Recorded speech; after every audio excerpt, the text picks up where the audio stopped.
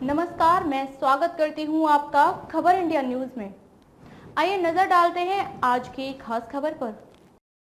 शरद पवार आप हो great. NCP की ओर से इस्तीफा नामंजूर किए जाने से गए 5 संदेश। दादा से नहीं, दीदी से नहीं, शरद पवार से चलती है एनसीपी। दूर हो गई गलतफहमी, ये दुनिया गोल है। शरद पवार ही एनसीपी के इतिहास, भविष्य और भूगोल हैं। कोई नहीं है उनके आसपास, वही बॉस, उनका ही राज। एनसीपी की धुरी रही और यही आधार। शरद पवार, शरद पवार, शरद पवार साबित हो गया फिर एक बार। 2 मई को शरद पवार ने एनसीपी अध्यक्ष पद छोड़ने का ऐलान किया और आज यानी 5 मई को नए अध्यक्ष के चुनाव के लिए बनी समिति ने उनका इस्तीफा नामंजूर कर दिया और उनके पद पर बने रहने का आग्रह किया। शरद पवार ने फिर कहा, सोच कर बताते हैं। असंख्य कार्यकर्ता और अनेक नेता आंदोलन कर रहे हैं, आग्रह कर रहे हैं, मिन्नतें कर रहे हैं कि वे इस्तीफा वापस ले, पर शरद पवार अब तक नहीं ले हैं। अब गेंद उनके पाले में है। देखना है कि वे क्या फैसला करते हैं, अध्यक्ष बने रहते हैं या पद छोड़ने के ऐलान पर कायम रहते हैं। लेकिन इस पूरे घटनाक्रम से देश भर में 5 संदेश साफ तौर से हैं। पहला, पवार ही एनसीपी पकड़ फिर सिद्ध कर दी।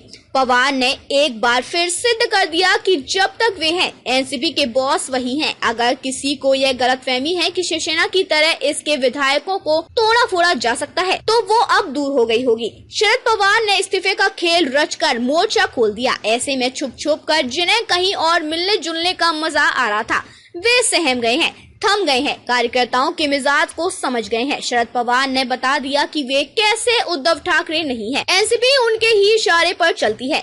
नंबर 2, ज्यादा ऊंचा देख रहे जो ख्वाब, उन्हें मिल गया जवाब। शरद पवार का यह पूरा खेल पार्टी में फूट को रोकने में कायम हो गया है। जो कह रहे थे कि अजित पवार और प्रफुल्ल पटेल बीजेपी के संपर्क में है, उन लोगों ने देखा कि अजित पवार आज बिल्कुल चुपचाप थे और शरद पवार का इस्तीफा नामंजूर करने का प्रस्ताव पेश करने वाले और पास करवा कर शरद पवार तक मैसेज पहुंचाने वाले प्रफुल्ल भाई आप थे। यह शरद पवार का प्रताप है। नंबर 3, बागियों के करीबी भी गए छूट, शरद पवार से टकराने की हिम्मत गई टूट। इस पूरे घटनाक्रम में अकेले अजित पवार थे जो यह कह रहे थे कि शरद पवार के सामने नया नेतृत्व तैयार होता है तो दिक्कत क्या है। जयंत पाटिल कहते रहे कि शरद पवार का विकल्प ही कहाँ दिखता है। इन 2 धुरियों में बट गई थी एनसीपी, लेकिन कार्यकर्ताओं की भावना जब सामने आने लगी तो सुनील टकरे तट पर ही रहे। तट पर ही रहे खड़े। प्रफुल्ल पटेल ने भी अजित पवार की ओर से पलट दिया खेल। धनंजय मुंडे भी शरद पवार के सामने बस मुंडी झुकाते रहे। अजित पवार शोले के असुरानी की तरह जब पीछे मुड़े तो देखा वे अकेले ही खड़े अलग झंडा हिला रहे थे। नंबर 4, राष्ट्रीय स्तर पर मचा दी हलचल, बात पहुंच गई एनसीपी टूर से बच गई। देवेंद्र फडणवीस ने इस मुद्दे पर यह बयान दिया कि यह पिक्चर अंदर के लोग बना रहे थे, स्क्रिप्ट वही लोग लिखा रहे थे। इस तरह अपनी पार्टी को वे बचा रहे थे।